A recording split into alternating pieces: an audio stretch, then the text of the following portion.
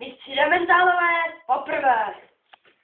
Takže nejdřív si připravíme tyto ingredience. Mlíko, cukr a sirup. Mandarin. Nemusí být mandarinkový, může být klidně coca-colovej. Adi. Takže nejdřív tam dáme trošku cukru.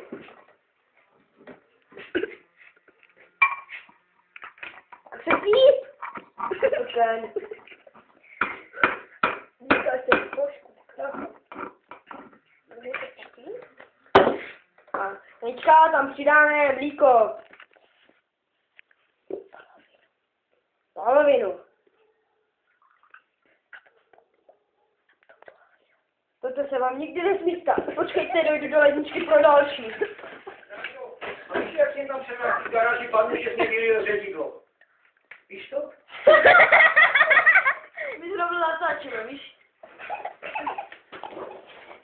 To musíte natočit. Co to řezidlo natáčí? Tak, teďka tam dáme trošku syrupu. Tak, teďka, no tak, a prostě to rolijete syrupem. Tak, teďka to zamícháte, podejme lžičku. Tak. Nejsem mlíka málo. Je, ono došlo.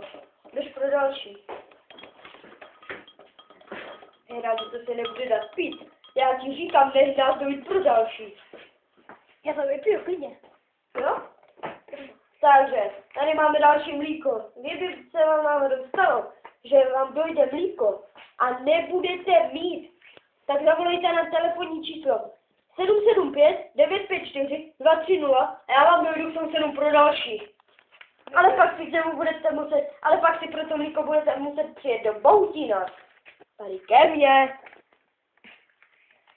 No, takže. Bohutín u Šumperka.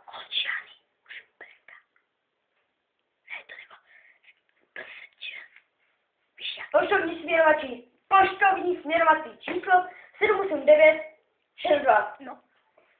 Tak, teďka to tady bude kolega vypít.